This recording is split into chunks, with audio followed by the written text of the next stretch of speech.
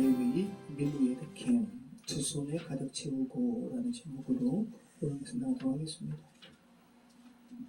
지난주에 우리는 시므온에 대한 이스라엘의 이유를 살펴봤습니다. 오늘 본문은 지난주 본문과 같습니다. 이스라엘이 형제인 시므온과 레위를 묶어서 유언하고 있었기 때문이죠. 자, 시므온과 레위를 묶어서 유언할 수밖에 없는 죄성을 이스라엘은 특별히 잔인함에, 아주 사나움에 포커스를 두고 있었습니다. 아버지 이스라엘조차도 내 호나 그들의 모의에 상관하지 말지어다. 내 영광아 그들의 집회에 참여하지 말지어다. 라는 자신과 자신의 두 아들과는 상관이 없음, 그런 부분을 강조할 정도로 시므온과 레위의 잔혹성은 아주 극렬했습니다. 그래서 아버지 이스라엘은 유언 가운데 그들이 나뉘어지기를, 흩어지기를 이렇게 말했던 것이죠. 이것이 그들을 위한 궁극적인 축복이기 때문에 그렇습니다. 또 지난주 말씀에 중요한 부분이 있었죠. 시므온과 레위는 형제예요. 그들의 칼은 폭력의 도구로다 라고 할 때 그 예언 속의 그 칼은 구약 성경에서 자주 등장했던 검, 헤레브가 아니라 메케라라는 단 한 번 나오는 단어를 사용해서 그렇게 사나운 죄성 가득한 그 칼이 성막에서 하나님의 집에서 거룩한 성구로 사용되는 칼로 바뀔 것임을 이스라엘이 예언하고 있었던 겁니다. 자, 오늘은 그 성막의 칼의 주인공인 누구요? 레위에 대해서 살펴보게 됩니다. 자, 여러분은 레위 지파 하면 어떤 마음이 드세요? 좋은 마음이 들죠, 그죠? 레위 지파 하면, 왜냐하면 찬양의 지파로 유명한 지파가 레위 지파잖아요.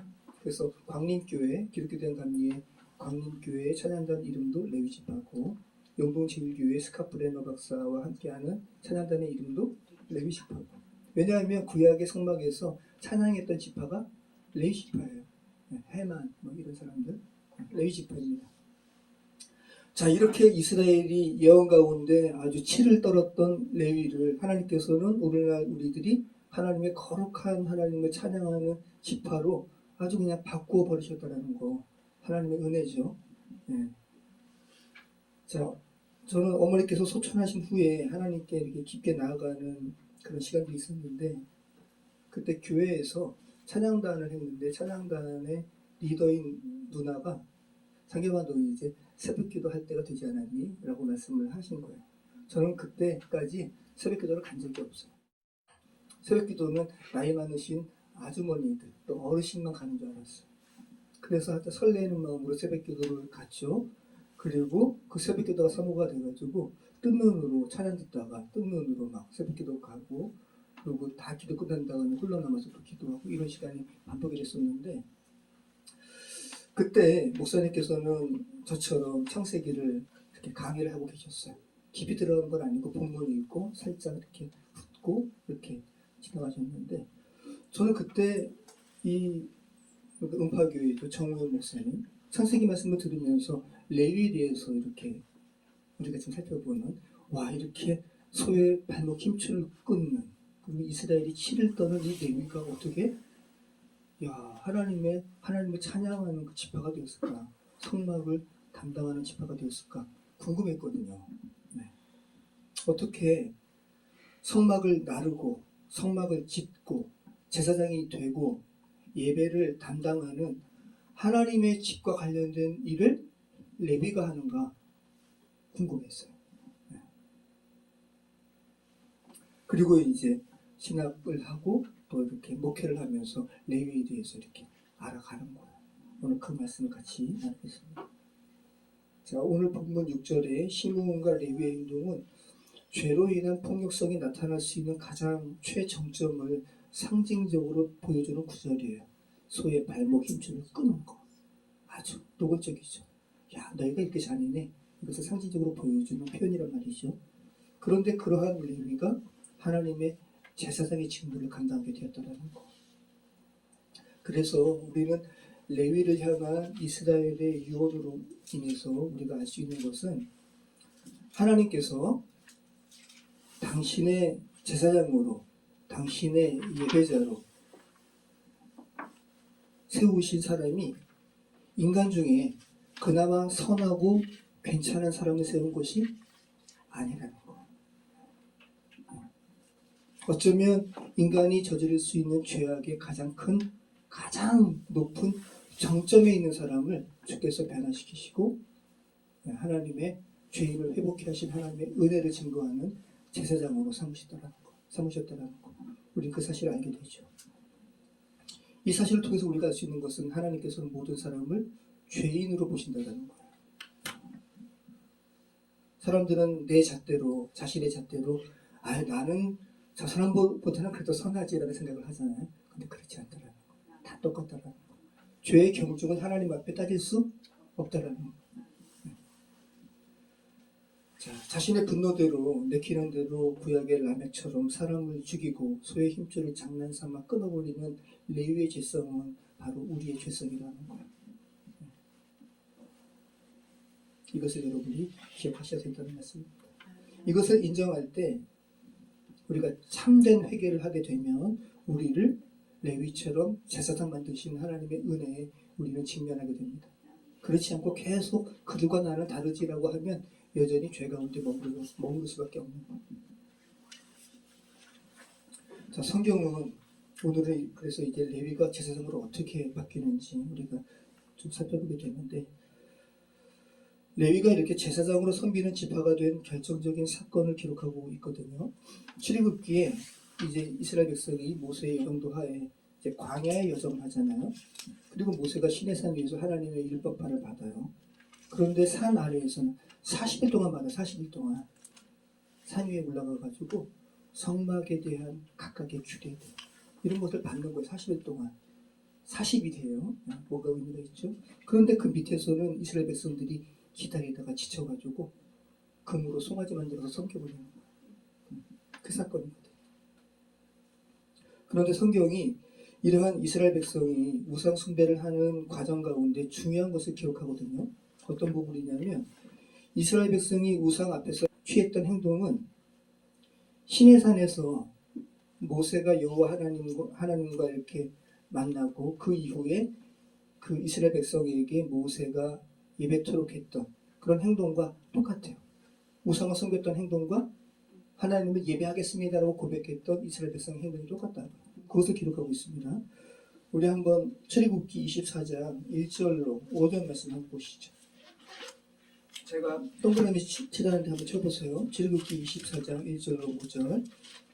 자, 또 모세에게 이르시되 함께 있습니다. 너는 아론과 나답과 아비후와 이스라엘 장로 70명과 함께 여호와께로 올라와 멀리서 경배하고 너 모세만 여호와께 가까이 나아오고 그들은 가까이 나아오지 말며 백성은 너와 함께 올라오지 말지니라. 모세가 와서 여호와의 모든 말씀과 그의 모든 율례를 백성에게 전하매 그들이 한 소리로 응답하여 이르되 여호와께서 말씀하신 것을 우리가 준행하리이다. 모세가 여호와의 모든 말씀을 기록하고 이른 아침에 일어나 산 아래에 제단을 쌓고 이스라엘 12지파대로 12기둥을 세우고 이스라엘 자손의 청년들을 보내어 여호와께 수로 번제와 화목제를 드리게 하고. 네, 모세가 이스라엘 백성으로 하여금 하나님께 예배하는 백성이 되어라 라고 이야기하면서, 자, 그 사절 말씀 보시면 이른 아침에 일어나, 그죠? 모세가 여호와의 모든 말씀을 기록하고 이른 아침에 일어나. 그럼 모세만 이른 아침에 일어난 게 아니에요, 그죠? 이스라엘 백성도 함께 일어난 거예요. 자, 그 다음에 무슨 제사를 드려요? 번제와 화목제를 드리죠. 자, 이른 아침에 일어난 행위, 또 번제와 화목제를 드린 행위, 여기다 동그라미 치시고, 그 다음에 이스라엘 백성이 모세를 기다리지 못하고 이제 우상 숭배했던 장면을 한번 살펴보시죠. 출애굽기 32장 1절로 6절입니다.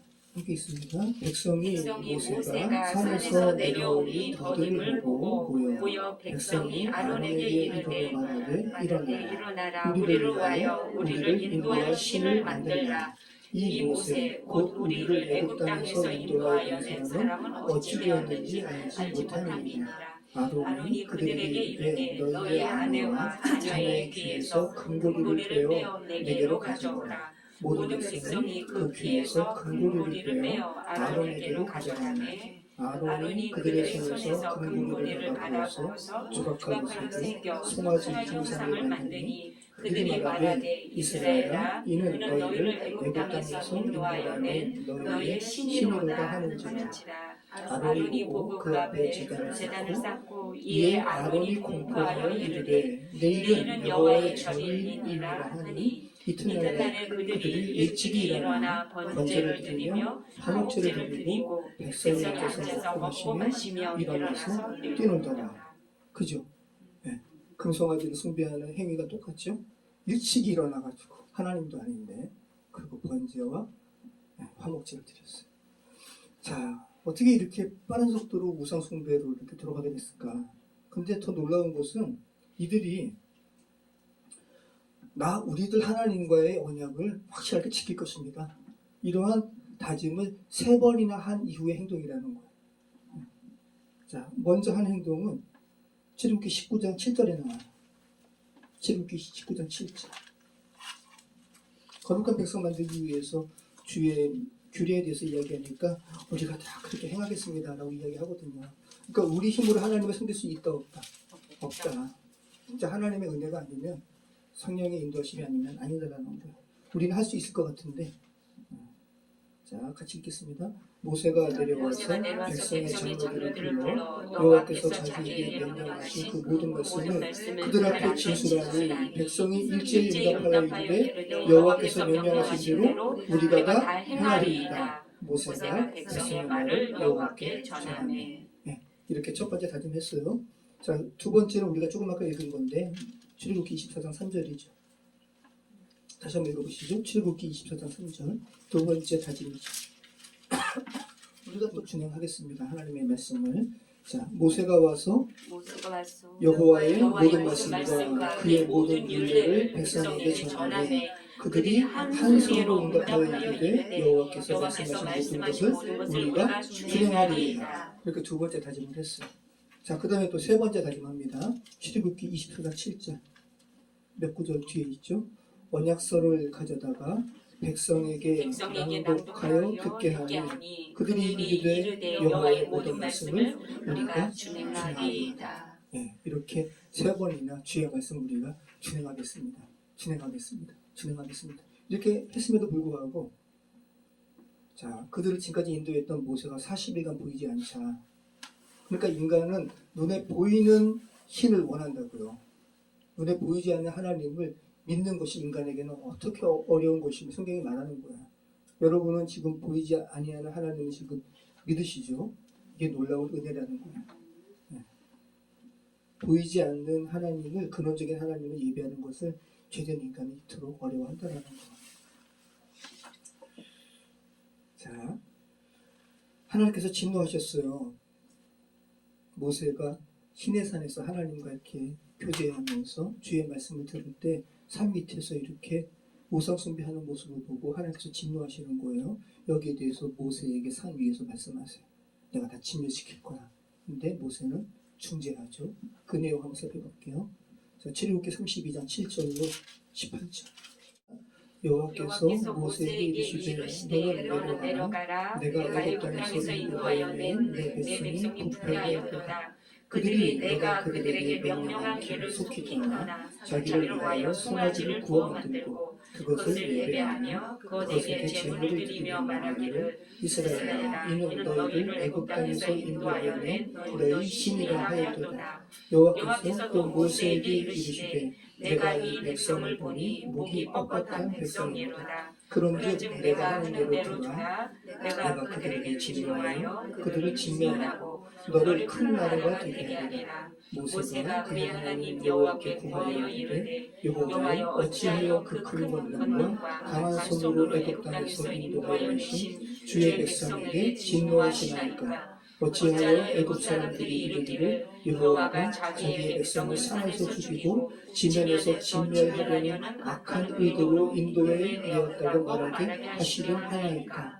주의 맹렬한 인도를 그치시고 뜰을 돌이키사 주의 백성에게 이 화를 내리지 마옵소서. 주의 종 아브라함과 이삭과 이스라엘을 기억하소서. 주께서 그들을 위하여 주를 가리켜 맹세하여 이르시기를 내가 너희의 자손을 하늘의 별처럼 많게 하고 내가 허락한 이 온 땅을 너희의 자손에게 주어 영원한 기업이 되게 하리라 하셨나이다. 여호와께서 뜻을 돌이키사 말씀하신 바를 그 백성에게 내리지 아니하시니라. 모세가 돌이켜 산에서 내려오는데 두 증거판이 그의 손에 있고 그 판에 양면 이쪽 저쪽에 글자가 있으니 그 판은 하나님이 만드신 것이요 글자는 하나님이 쓰셔서 판에 새기신 것이더라. 여호수아가 백성들의 요란한 소리를 듣고 모세에게 말하되 진중에서 싸우는 소리가 나나이다. 모세가 이르되 이는 승전가도 아니요 패하여 부르짖는 소리도 아니라 내가 듣기에는 노래하는 소리로다 하고. 네, 어떤 노래하는 소리예요? 우상을 숭배하는 소리입니다. 모세의 마음은 그 전까지는 이스라엘 백성을 중지하는 마음으로, 그죠? 하나님께서 내가 다 멸하고 너를 거룩한 나라로 다시 세울게라고 했음에도 불구하고 모세는 정말 하나님의 사람인 거죠. 중보했어요, 그죠? 그런데 막상 그의 눈으로 우상 숭배하는 모습을 보니까 모세의 눈이 뒤집혀 버리는 거예요, 그죠? 그러면서 하나님의 백성들이 우상 숭배를 하는 모습을 봤을 때 하나님의 마음이 어떠한지를 모세가 깨닫는 거예요. 돌판을 던져버려요. 거룩한 분노를 표출하는 거죠. 혹자는 모세가 인간적인 분을 이기지 못해서 돌판을 던져서 깨뜨린 것은 잘못했다고 이야기도 하지만 뭐 그런 부분도 있겠죠. 그런데 그것은 하나님의 거룩한 마음을 표출하는 거예요. 모세가 세 가지 행동을 해요. 첫 번째는 돌판을 깨뜨려 버리는 거예요.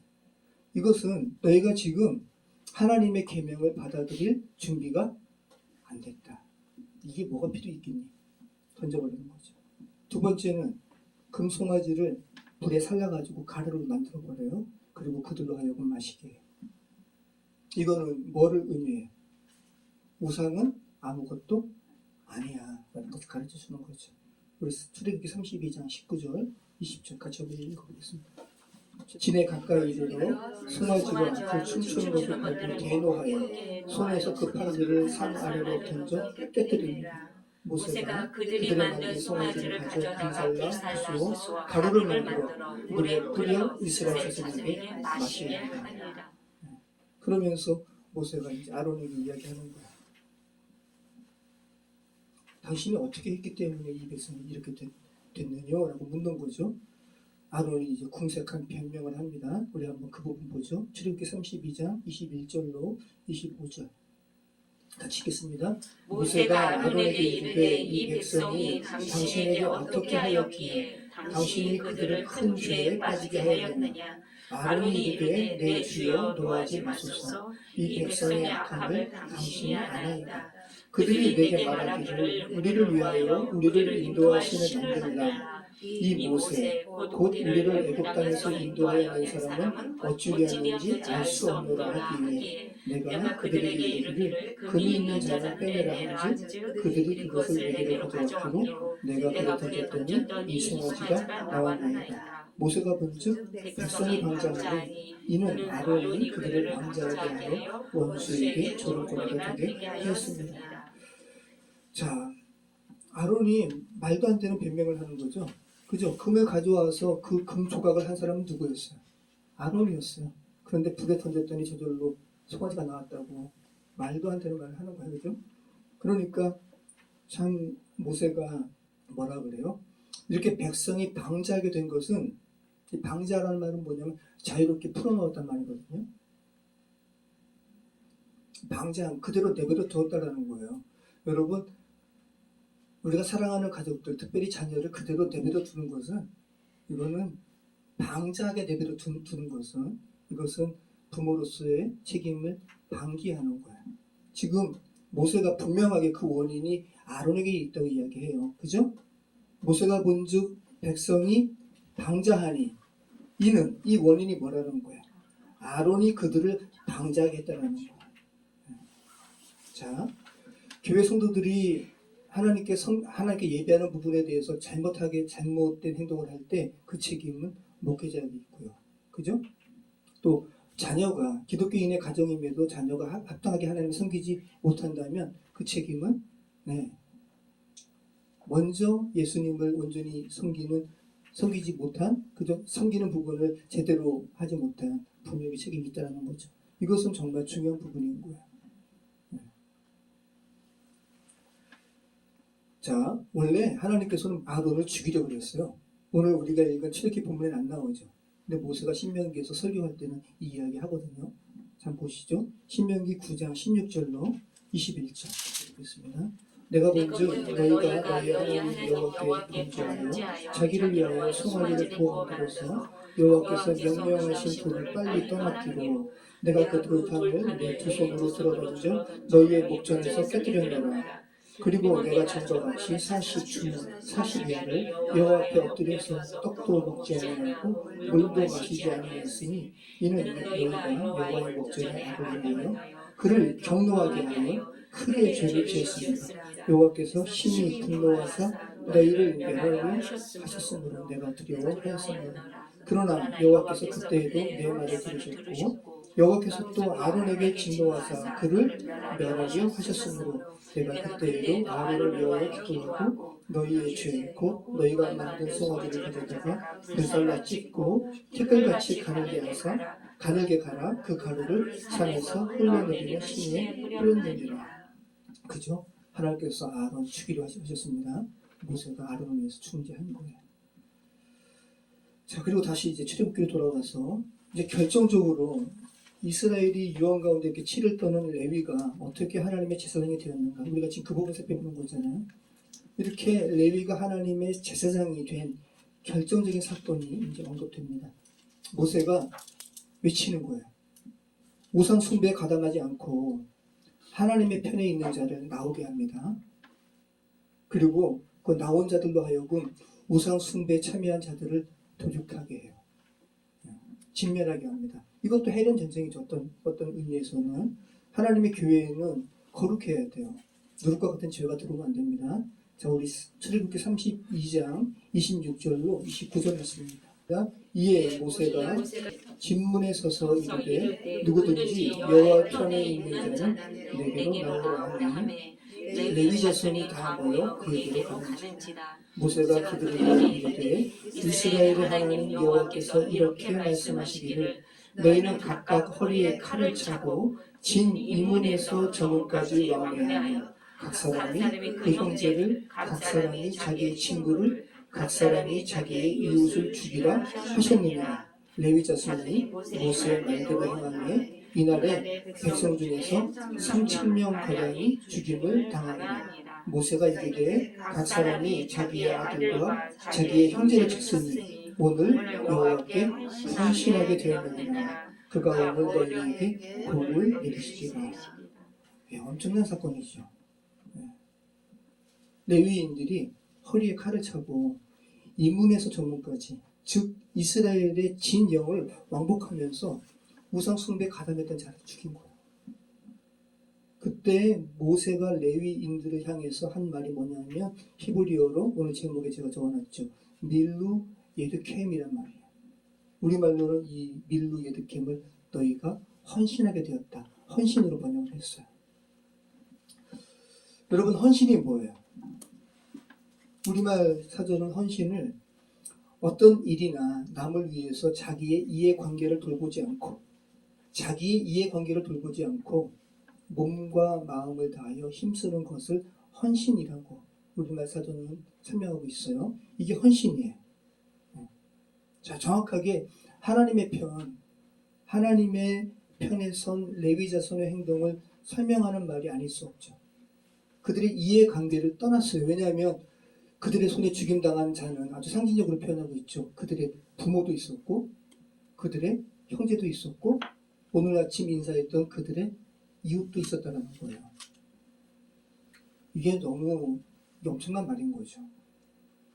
여러분, 그러면 오늘날도 그럼 자기 가족들 우상숭배한다고 죽여버리란 말이냐? 이 말이 아닌 거죠. 이 말이 의미하는 바를 잘 생각해 보시기 바래요. 주중에서도 새벽 설교 때 그 말씀이 있었잖아요. 그 목사님께서 설교하신 내용 중에, 그죠? 예수님 따르겠습니다 했더니, 그죠? 가족들 먼저 돌보고 따를게요. 그랬더니 뭐라 그래요? 손에 뭐죠? 손에 쟁기를 들고 뒤를 보는 자는 돌아보는 자는 하나님 나라에 합당하지 않다. 다 같은 맥락이에요. 자, 성경이 말하는 걸 잘 보시기 바래요. 표면적으로 보지 마시고. 자, 본문에서 헌신이라 번역된 모세가 외친 밀루 예드켐이라는 말은 너희의 손이 가득했다라는 말이에요. 너희의 손이 가득 찼다는 말. 너희의 손에 가득 찼다. 이 밀루라는 말은 뭐냐면 가득 채우다라는 말이에요. 그래서 기본적으로 창조기사에서 생육하고 번성하여 땅에 충만하라. 땅에 가득하라. 이게 밀루예요. 밀루. 손에 가득 채우는 거야. 뭘로 가득 채워요? 그래서 너희들의 손을, 예드캠은 뭐냐면 예드가 손이에요. 손. 그래서 하와가 손을 들어, 그죠? 먹지 말라 명령하신 선악과를 먹죠. 예드예요. 예드. 아드. 자, 예드 캠 너희들의 손이 가득했다. 이게 바로 밀루 예드 캠이에요. 이것을 우리말 성경은 헌신으로 번역을 한 겁니다. 자, 보세요, 여러분. 손에 뭐가 가득 차 있어요. 근데 실제로는 표면적으로는 이들의 손에 뭐가 가득 찬 거야? 사람들을 돌렸겠습니까? 손이 피로 가득한 거죠. 그죠? 자, 그런데 성경이 말하는 바는 뭐죠? 손에 뭐가 가득 차 있으면 다른 일을 할 수 있어요? 없어요? 없죠. 손에 뭐가 가득 차 있으면 그 일에 전념하는 거예요. 이해되시죠? 네. 그래서 밀루 예드캠은 손을 가득 채우듯 반드시 해야 할 일을 완전히 성취하는 것을 표현할 때 관용적인 표현으로 밀루 예드캠이라는 말을 쓰는 거야. 자, 아울러 지금 제가 설명해 드린 말씀처럼 손이 무엇으로 가득 찼기 때문에, 가득 채웠기 때문에 다른 것을 잡을 수 없고, 그죠? 맡은 바 일에 전심전력할 수밖에 없죠. 이게 밀루 예드캠이에요. 헌신입니다. 자, 그런데 여러분, 히브리어로 제사장 위임식 하잖아요. 아론과 아론의 아들들을 제사장 위임식 하잖아요. 7일 동안 성막문에 나가지 말고. 그 죽음을 담보로 한 것이 제사장의 직무예요. 그 제사장의 위임식의 이름이 뭐냐면 밀루임이에요. 밀루임. 하나님 곳으로 가득한 이것의 명사형이 밀루임이고 이게 제사장 위임식이라고요. 참으로 놀랍죠? 모세가 자신의 이해관계를 떠나서 하나님으로 가득 차 있는 모습을 보고 너희가 오늘날 하나님께 헌신하게 되었다라고 이야기하고, 그리고 이같이 외쳤던 모세의 말이 그대로 제사장의 위임식을 의미하는 말이 되었다는 거. 여러분, 우리가 그리스도인이고 거룩한 제사장이라고 말씀하는데 제사장은 어떤 이가 제사장이에요? 다리 없는 사람들이에요. 하나님과 죄인 사이에 가운데 있는 자가 제사장이에요. 중지하는 사람이에요. 그래서 이 제사장은 인간의 것으로 꽉 채워 있으면 안 돼요. 그죠? 하나님의 것으로 꽉 채워 있어야 돼요. 그리고 그러면 죄된 인간을 힐난하는 자가 아니에요. 왜냐하면 중재자이기 때문에. 하나님의 마음을 전달해 주는 자죠. 이게 제사장입니다. 그래서 하나님과 죄인 사이를 가로막고 있는 죄가 무엇인지를 정확하게 알고 그 죄에 대해서 하나님의 마음으로 알려주고, 때로는 하나님의 마음으로 분도 표출하고 책망하는 게 아니라 하나님의 마음을 알려주는 거예요. 그대로. 그리고 그 죄가 뭔지 알고 그 죄에서 살리심을 받는 상태가 어떤 건지 알려주는 자, 이게 제사장이죠. 우리 그리스도인 부모는 자녀와 하나님 사이에 제사장이에요. 그죠? 우리의 삶도 마찬가지고. 자, 그러면 오늘 본문이 말하는 자기의 형제를, 그죠? 또 자기의 친구를, 자기의 부모를, 자기의 이웃을, 이 레위인들이 자기의 아들을 죽였다는 것은 무엇을 의미하는 것일까? 네, 지금 제가 드린 말씀처럼 그냥 피상적인 것이 아니라 자기의 부모를 죽인다는 것은 결국 누구를 죽인 거예요? 자기의 이해관계를 따지지 않는 거니까 자기를 죽인 거죠. 그죠? 네, 그 부분입니다.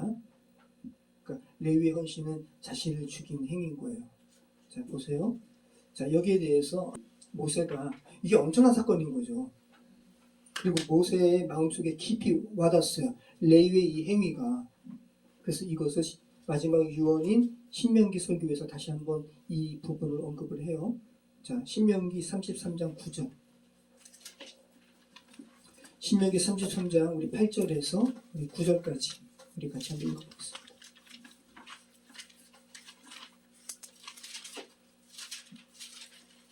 그러니까 이스라엘이 레위에 대해서 예언했던 것과 모세가 레위에 대해서 예언했던 것은 서로 이제 극복하는 부분인 거죠.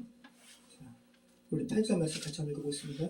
레위에 대하여 이르렀을 때 주의 동민과 우리는 주의 경건한 자들이로다. 주께서 그를 마사에게 시험하시고 머리바 물가에서 그와 다투셨도다. 그는 그 부모에게 대하여 이르기를 내가 그를 보지 못하였다 하며 그 형제들을 인정치 아니하며 그 자녀를 알지 아니한 것은 주의 말씀을 준행하고 주의 언약을 지킴으로 인함이로다. 자, 보시죠.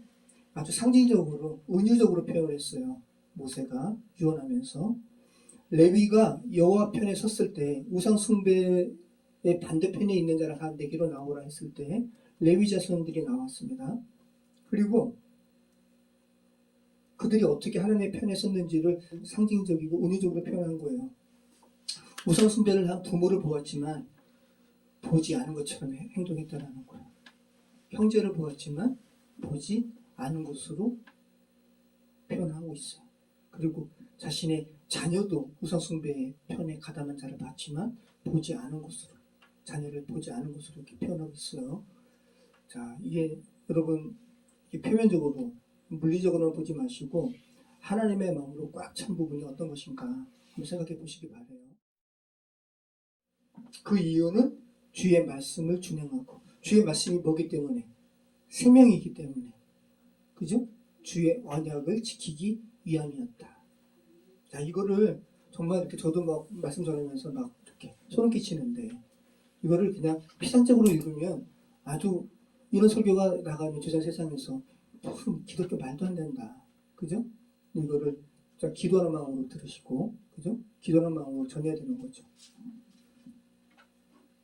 자, 그러면 여러분 보시죠. 여러분은 지금 이 말씀을 읽으시면서 나는 지금 헌신했는가라는 질문을 한번 해보시기 바래요. 그리고 또 나는 과연 헌신할 수 있을까라는 생각도 한번 해보시기 바래요. 내가 칼을 들고 내리치는 사람이 나와 함께 자란 형제고, 나와 함께 장난치며 놀았던 친구고, 내가 아침에 인사했던 이웃일 때 나는 과연 여호와의 편에 설 수 있을까? 한번 생각해 보시기 바래요. 하나님의 제사장은 자기를 죽이는 사람이라고요. 그리스도와 함께 죽는 사람이죠. 그랬을 때 주님께서 그들을 거룩한 제사장으로 부르시는 거예요. 그죠? 이게 그리스도인이에요. 피상적인 그리스도인이 아니라. 그리고 자기 부인이기 때문에, 자기를 부인한 것이기 때문에 이제 내가 죽고 누가 사는 거예요? 그리스도가 사시는 것이고, 이 밀루 예드캠의 의미로 본다면 하나님의 것으로 꽉 채워진 자죠. 이게 제사장이죠. 그리고 이것을 성경은 밀루 예드캠, 헌신하게 되었다라고 말씀하고 있다는 거예요. 자, 하나님께서는 제사장의 직분을 담당하는 사람들에게 이런 온전한 헌신을 요구하시고, 또 이러한 밀루 예드캠, 완전한 채워짐에는 다른 것이 들어갈 여지가 없다라는 거 생각하시기 바래요. 그래서 아론이 제사장이잖아요. 이 밀루인의 의식을 치렀어요. 그런데 아론의 두 아들이, 그죠? 나답과 아비후죠. 나답과 아비후가 하나님께서 명령하신 이 불 아닌 다른 불을 분양했을 때 죽었어요. 그런데 하나님께서 모세를 통해서 아론에게 뭐라 그러냐면 너희 아들들의 죽음으로 말미암아 슬퍼하지 말라. 이것도 다른 거죠. 하나님의 이 위임, 거룩한 것으로 채워진 것에는 다른 것이 들어갈 여지가 없어요. 그 부분 한번 보시죠. 레위기 10장 1절로 6절. 아론의 아들 나답과 아비후가 각기 향로를 가져다가 여호와께서 명령하시지 아니하신 다른 불을 담아 여호와 앞에 분향하였더니 불이 여호와 앞에서 나와 그들을 삼키매 그들이 여호와 앞에서 죽은지라. 모세가 아론에게 이르되 이는 여호와의 말씀이라 이르시기를 나는 나를 가까이 하는 자 중에서 내 거룩함을 나타내겠고 온 백성 앞에서 내 영광을 나타내리라 하셨느니라. 아론의 증자만이 모세가 아론의 삼촌 부스의 아들 미사엘과 엘사반을 불러 그들에게 이르되 나와 너희 형제들을 성소 앞에서 진영 밖으로 내고 나가라 하매 그들이 나와 모세가 말한 대로 그들을 옷 입은 채 진영 밖으로 내어내니 모세가 아론과 그의 아들 엘르아살과 이다말에게 이르되 너희는 머리를 풀거나 옷을 찢지 말라. 그리하여 너희가 죽음을 면하고 여호와의 진노가 온 회중에게 미침을 면하게 하라. 오직 너희 형제 이스라엘 온 족속은 여호와께서 치신 불로 말미암아 슬퍼할 것이니라. 자, 너희가 슬퍼할 것은 하나님께 온전히 헌신하지 않음으로 말미암아 여호와의 불에 의한 이런 심판에 대해서 슬퍼할 것이지, 나답과 아비후의 죽음으로 인해서 머리를 풀거나 옷을 찢지 말라는 건 뭐예요? 원래는 이게 슬퍼하는 행위잖아요. 슬퍼하지 말라. 완전한 치유 재배는 다른 것이 들어갈 여지가 없다는 거. 다시 한번 생각해 보시기 바래요. 물리적으로도 아주 설명이 되는 거예요. 두 손에 꽉 채워져 있습니다. 다른 것은 못 들어갑니다. 자, 헌신을 설명하는 본문의 말씀이 정말 무섭습니다. 그리고 여러분, 우상 숭배의 광경을 목도하고 모세가 한 말에 여러분이 주목하시기 바래요. 모세가 우상 숭배의 말도 안 되는 참담한 광경을 보고 너희들 중에 레위 자손 나오라 이야기하지 않았어요. 너희 중에 누구든지 여호와의 편에 선자를 나오라 그랬어요. 그럴 때 레위 자손이 나왔다고요. 이걸 여러분 기억하시기 바랍니다. 그럼 여러분, 왜 레위 자손이 나왔을까? 그렇죠? 레위 자손은 어쩌면 그들의 조상인 그저 창세기에 이스라엘이 레위와 시몬에 대해서 예언한 것에 대해서 계속 마음에 부담으로 작용했을지도 몰라요. 그래서 레위 자손 중에 이 하나님의 마음으로 거룩한 아주 아름다운 시를 이렇게 쓴 시가 시편에 있어요. 여러분, 사슴이 시냇물을 찾아 헤매이듯이, 시편 42편 1편 한번 읽어볼까요? 시편 42편 저도 한번 읽어볼게요. 시편 42편 1편. 하나님이여, 사슴이 시냇물을 찾기에 갈급함같이 내 영혼이 주를 찾기에 갈급하나이다. 내 영혼이 하나님 곧 살아계시는 하나님을 갈망하나니 내가 어느 때 나아가서 하나님의 얼굴을 배울까. 사람들이 정의에 내게 하는 말이 내 하나님이 어디 있느냐 하오니 내 눈물이 주야로 내 음식이 되었었도다. 내가 전에 성의를 지키는 그들과 동행하여 기쁨과 감사 소리를 내며 그들을 하나님의 집으로 인도하였더니 이제 내 일을 기억하고 내 마음이 상하도다. 내 영혼아, 내가 어찌하여 낙심하며 어찌하여 내 속에서 불안해하는가. 너는 하나님께 소망을 두라. 그가 나타나 도우심으로 말미암아 내가 여전히 찬송하리로다. 시가 꼭 다윗이 쓴 것 같은데 앞에 제목 나오죠? 누구의 시대예요? 고라자손의 마스길, 인도자를 따라 부르는 노래. 고라자손의 시예요. 근데 고라자손이 레위의 후손이에요. 고라가 누구예요? 민수기 16장에서 이 고라도 말도 안 되는 죄를 범한 사람이에요. 고라가 민수기 16장에서 하나님께서 허락하신 이스라엘의 지도자 모세와 아론의 지도력을 부인하죠. 그리고 반역해요. 그래가지고 땅이 갈라져가지고 고라, 다단, 아비람 다 죽습니다. 그 고라 자손이 쓴 시가 시편 42편이에요. 고라도 레위지파. 레위지파 고핫의 후손이 고라예요. 근데 하나님께서 고라 자손, 고라, 다단, 아비람 이렇게 땅이 갈라져서 죽게 하실 때 고라의 아들들은 살려주셨어요. 그 고라의 아들들의 후손이 고라 자손이죠. 그리고 얼마나 자신의 그 조상의 죄에 대해서 다 레위잖아요, 그죠? 얼마나 하나님께 회복하고 싶은 마음, 그죠? 얼마나 극복하고 싶은 마음이 고라 자손에게 있었을까? 그래서 이렇게 아름다운 시를 쓰는 거예요. 자, 여러분 오늘 레위의 헌신, 그죠? 그리고 또 레위들은 또 어떻게 해서 모세가 너희 중에 하나님의 거룩한 편의 선자는 나오라라고 했을 때 레위 자손이 나왔을까? 레위 자손도 고라 자손처럼 똑같이, 그죠? 네. 레위의 그 잔호성에 대한 부담감에서 좀 극복하고 싶은 마음이 있었던 거죠. 나온 거예요, 자발적으로. 자, 오늘 본문의 레위의 헌신과 고라 자손의 시를 보면서 여러분 그런 생각이 들죠? 죄된 세상을 살아가기에 사람은 누구나 실수할 수 있고, 그죠? 그런데 그 실수에 대해서, 그 엄청난 죄악에 대해서 하나님 앞에 정말 회개하는 그 자, 그죠? 정말 죄송한 마음으로 주님과 온전히 교제했던 그러한 순간으로 회복하기를 원하는 자, 주님께서 그 간구를 들으신다는 거죠. 그리고 그들을 제사장으로 회복시켜 주신다는 거예요. 정말 그 간절함을 주님께서 귀하게 보시는 거죠. 우리 각자는 정말 고백할 수 있어야 돼요. 자신이 하나님 앞에 얼마나 큰 죄인인지를. 그리고 그러한 부분을 주님께서는 보셔요.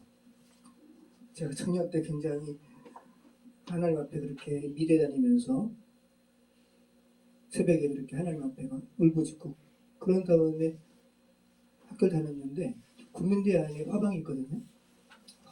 거기서 뭐가 없어가지고 미아동 쪽에 제가 그 순간 그때를 그 시간이 참 주님께서 저에게 격려하시는 곳으로 또 이렇게 느껴졌는데 어디 이렇게 화방을 가서 제가 물건을 샀는데 그 주인이 신학하시죠? 그러는 거예요. 저는 미대생이었는데 그리고 죄성으로 인해서 하나님 앞에 너무 안타까워하고 간절한 마음도 있었는데 신학하시죠? 라는 말을 하니까 제가 너무 부끄러워가지고 아니요 하고 나왔거든요.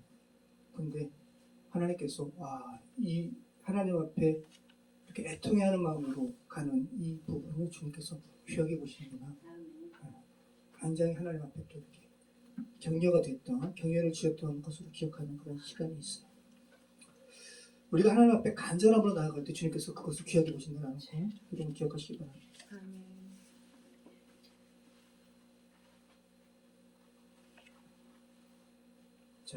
자, 오늘 출애굽기 32장 29절 같이 읽겠습니다.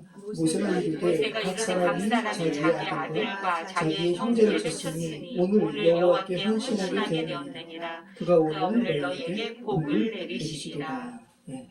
자, 여호와께 헌신하게 되었기에 여호와께서 복을 내리신다라고 할 때 이 복은 여러분 이제 너무 익숙한 바라크예요.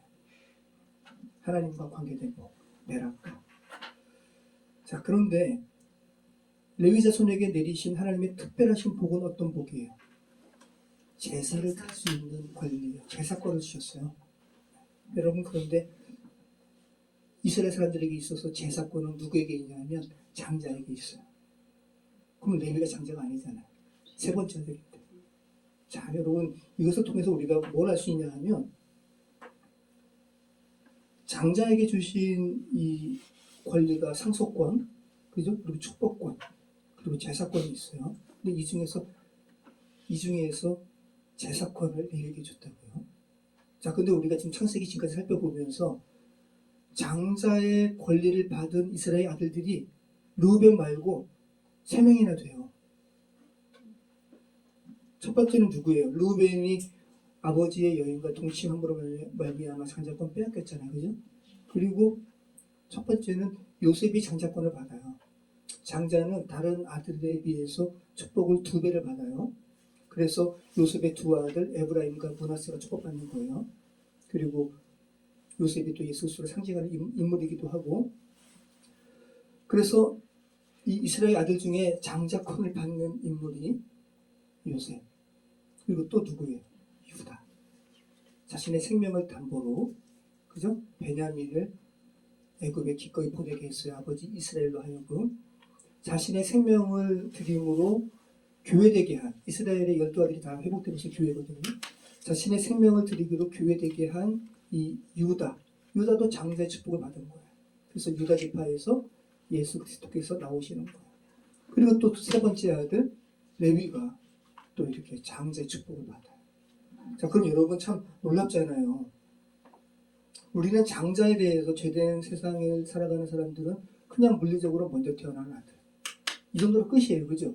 근데 성경에서는 뭐라고 이야기하냐면 장자의 축복을 받는 이들에 대해서 이렇게 다양하게 말씀하고 있다는 사실에 대해서 우리는 뭘 할 수가 있어요? 하나님 나라의 장자의 축복은 고착화되지 않았다. 네. 누구든지 묻 영혼을 장자 삼으시는 하나님의 은혜는 로봇처럼 경직되지 않았다. 그죠? 어느 누구도 자기의 죄성을 극복하고 하나님의 은혜를 강구하는 어느 누구도 그리스도 안에서 다 장자의 축복을 받는다. 얼마나 놀라운 하나님의 은혜입니까? 자, 밀루임이 제사장의 위임식을 의미하는 말이라 말씀드렸어요. 자, 제사장을 세우시는 이 위임식에 특별한 아주 상징적인 행위를 하죠.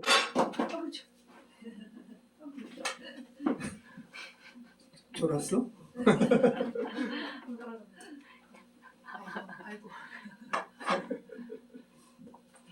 자, 제사장의 위임식의 특별한 상징적인 장면이 뭐냐면 제사장의 제단에 뿌려진 피의 일부를 제사장의 신체 일부에 뿌려요. 위임식에 참여하는 제사장의 신체 일부에 아론의 오른쪽 귓불이. 여러분도 한번 만져보세요. 내가 제사장입니다면 자, 아론의 오른쪽 귓불이 그리고 아론의 오른쪽 엄지손가락 그리고 아론의 오른쪽 엄지 발가락 이것을 뿌려요. 이게 제사장의 위임식에 행해지는 특별한 의식이에요. 뭐를 의미하는 거야? 우리의 귀를 구별해서 듣겠습니다. 그죠? 우리가 구별한 행위를 하겠습니다. 손. 발은 뭐야? 우리가 구별된 장소에 가겠습니다. 이게 제사장. 그죠? 놀랍죠? 한번 읽어보시죠. 출애굽기 29장 20절로 21절. 출애굽기 29장 20절로 21절. 너는 그 숫 양을 잡고 그것의 피를 가져다가 아론의 오른쪽 귓부리와 그의 아들들의 오른쪽 귓부리에 바르고 그 오른손 엄지와 오른발 엄지에 바르고 그 피를 제단 주위에 뿌리고 제단의 피와 가루를 가져다가 아론과 그의 옷과 그의 아들들과 그의 아들들의 옷에 뿌리라. 그와 그의 옷과 그의 아들들과 그의 아들들의 옷이 거룩하리라. 자, 네. 자, 이것이 밀루임 의식에 치러지는 어떠한 아주 상징적인 의식이에요. 그런데 여러분 성경 말씀에 보면은 이 아론과 아론의 아들들이 이렇게 제사장으로 위임되는 이 위임식에 치러지는 의식과 똑같은 의식이 또 펼쳐져요. 어디겠어요, 여러분? 죄인을 상징하는 문둥병자를 정결케 되는 과정이 쓰여요. 똑같아요. 그리고 똑같아요. 제사장 위임식은 제7일을 넘어 8일에 행해지는 거거든요. 근데 문둥병자를 거룩하게 하는 의식도 제7일을 넘어 8일째에 거룩하게 하는 거예요. 제8일은 여러분 안식일이 제7일이에요. 제8일이 그러니까 안식일에 이렇게 매여 있는 사람은 성경을 잘 모르는 거예요. 제7일 안식일과 거기에 이렇게 맹점이 있다고요. 정말 복음은 제8일에 펼쳐지는 거예요. 주일에 펼쳐지는 거예요. 주일이 그래서 여러분 기도하실 때 거룩한 안식일에 모이게 하시면 감사합니다. 이렇게 하시면 안 돼요. 주일이에요, 주일. 제8일이 주일이에요. 자, 제8일에 펼쳐지는 문둥병자를 정결케 되는 그 부분 한번 살펴보시죠. 레위기 14장. 찾으시는 과정 가운데 말씀드리면 왜 문둥병자가 죄인을 상징하는 거예요? 문둥병은 피부 안에 있어요. 밖에서 보이지 않아요. 그리고 신경이 마비되잖아요. 그죠? 막 간지러워가지고 막 긁어도 이게 신경이 살아있으면 아프니까 긁는 행위를 멈춰야 되는데 신경이 죽으니까 막 긁다가 코도 날아가고 손가락도 날아가고 이게 죄예요. 그러니까 죄를 아주 상징적으로 보여주는 병이 문둥병이죠. 자, 문둥병자를 정결케 하는 제8일째 벌어지는 의식입니다. 제사장은 그 속건 제물의 피를 취하여 정결함을 받을 자의 오른쪽 귓불이와 오른쪽 엄지 손가락과 오른쪽 엄지 발가락에 바를 것이요. 똑같죠. 제사장의 위임식에서 행해지는 이 의식과 문둥병자가 깨끗게 되는 제8일에 펼쳐지는 의식이 똑같다라는 것은 뭐를 말하고 있는 거예요? 죄인을 제사장 삼으시는 의식과 문둥병자를 정결케 되는 의식이 똑같다는 거예요. 무슨 말이냐면 하나님은 문둥병자와 같은 죄인을 회복시키셔서 제사장 만드신다는 거예요. 얼마나 놀라운 겁니까? 그래서 이 부분을 워런 워스비라는 목사님이 계세요. 이분이 이렇게 말씀하세요. 이렇게 문둥병자를 정결케 하는 과정과 제사장의 위임식의 과정이 똑같다라는 것은 하나님의 놀라운 사랑과 신뢰를 엿볼 수 있다는 거예요. 죄를 상징하던 문둥병자에 걸린 사람이 회개하자. 하나님께서는 그 사람을 받으시고 신뢰하셔서, 그죠? 그 사람의 위치를, 그 문둥병자와 같은 처참한 죄 가운데 있던 사람의 위치를 제사장의 위치로 격상시켰다는 거예요. 놀랍죠? 저희 여러분이 다 문둥병자와 같았어요, 그죠? 근데 지금 하나님께서 여러분을 격상시키셨다고. 제가 어떻게 목사가 되겠어요? 김정 목사님도 어떻게 목사가 되겠어요? 그죠? 우리들이 어떻게 그리스도인이 되겠어요? 어떻게 거룩한 제사장이 되겠어요? 말도 안 되는 거잖아요. 주님께서 격상시키셨다고요. 거기에는 우리를 향한 주님의 뭐도 있다? 사랑도 있고 신뢰도 있다. 여러분 기억하시기 바랍니다. 죽음은 극복된다는, 그죠? 처참한 죽음은 극복된다, 부활된다. 또 처참한 문둥병은 정결케 될 수 있다. 그리고 말로 형용할 수도 없는 이 죄도 하늘로부터 용서받을 수 있다. 라는 이런 엄청난 사실과, 그죠? 그 일을 행하신 분이 하나님이라는 것을 문둥병자와 같은 죄인을 주께서 제사장으로 격상시키셔서 그 일을 선포케 하라고 주님께서 이 일을 우리에게 감당시키시는 겁니다. 그리고 이런 행위를 하시는 거예요. 자, 레위 자손은 그러면 오늘날 누구예요? 아론의 아들들이, 그죠? 그러니까 이스라엘의 물리적인 아들들만 레위 자손이 아니라, 그죠? 오늘날 그리스도인들이 레위 자손이에요. 오늘날 성도들이 레위 자손이에요. 이 사실을 이사야와 구약의 이사야, 그 신약의 베드로가 분명히 하죠. 이사야 66장 18절 같이 읽겠습니다. 내가 그들의 소유와 사상을 아노라. 때가 이르면 열방과 열족을 모으리니 그들이 와서 나의 영광을 볼 것이며 나는 그 중에서 택하여 제사장과 레위인을 삼으리라. 여호와의 말이니라. 자, 보세요. 하나님께서는 아신다라는 거예요. 나는 너희의 죄된 세상 사람들의 사상을 내가 알아. 생각을 알아.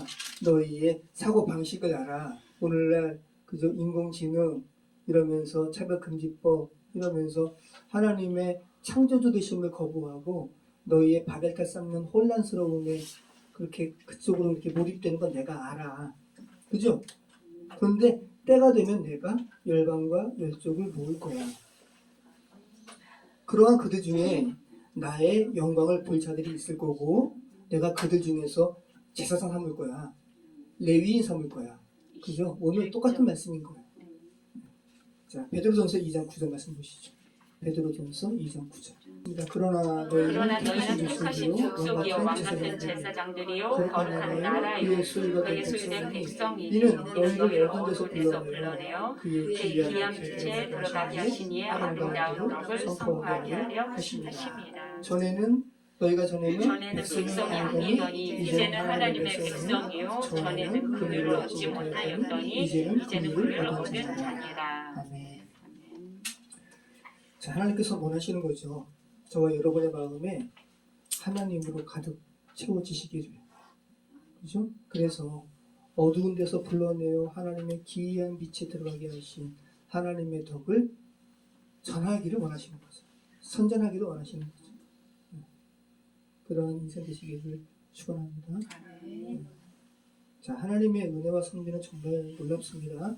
우리가 좁에서 살펴본 대로 레위라는 이름의 의미는 연합이고 달라붙은 거예요. 그래서 레위는 원래 죄성으로 달라붙었어요. 사나운 죄성으로. 참 놀랍죠? 근데 하나님께서 그 레위의 달라붙음을, 죄와 달라붙음을 이제 하나님과 달라붙음으로, 하나님께 연합됨으로 이렇게 바꾸셨다는 거. 얼마나 우리에게 소망이 되고, 그래서 우리에게 정말 하나님 제게도 그러함을 허락하여 주시옵소서. 이렇게 간구됩니다. 자, 하나님과 연합이라는 이런 레위의 이름처럼 제사장의 직무를 나타내는 적합한 이름이 어디 있겠어요? 그죠? 레위. 하나님과 연합됨. 하나님과 꼭 달라붙음. 하나님으로 채워짐. 이게 레위예요. 저와 여러분 지금 하나님과 연합하셨습니까? 연합하시기 바랍니다. 그리고 헌신하시기 바랍니다.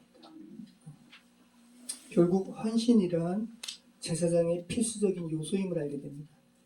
우리가 하나님께 온전히 헌신되면, 우리의 손이 하나님의 것으로 채워지면, 밀루 예드캠 되면 하나님은 저와 여러분을 제사장의 삶으로 인도하신다는 거예요. 자, 그리고 저와 여러분은 제사장입니다. 제사를 집례할 때 제사장의 눈은 죄인을 바라보지 않아요. 제사장의 눈은 죄인이 가져온 재물을 바라봐요. 왜냐하면 하나님께서 정하신 합당한 재물의 규례가 있기 때문에, 그 재물이 이 속죄를 할 수 있는 재물에 온당한 자격을 갖추고 있는지, 이거 보는 거예요. 그래서 어린 양을 유심히 살펴보겠죠. 그죠? 여러분이 죄된 세상에서 제사장으로 기름 부음 받으셨죠. 그럼 여러분이 제사장의 눈으로 바라보는 뭇 영혼들의 잘못을 지적하고, 제가 가끔 아이엄마한테 혼나는, 그게 아니라, 그죠? 여러분이 기도하고 여러분이 살펴보는 그 뭇 영혼들 옆에 가지고 있는 나름대로 재물이라고 가져온 그 재물이 온당한지, 어린 양의 역할을 감당할 수 있는지, 그죠? 신약의 이야기를 하면 뭐예요? 예수 그리스도가 그들 곁에 있는지, 속죄한 어린 양이 있는지, 그리고 그 어린 양을 가져왔는지, 그게 없는 거예요. 이걸 살펴보는 것이 제사입니다. 온전한 제사입니다. 정말 오늘 본문 말씀처럼 여러분의 손이 하나님의 것으로 가득 채워지는 세상을 축복합니다.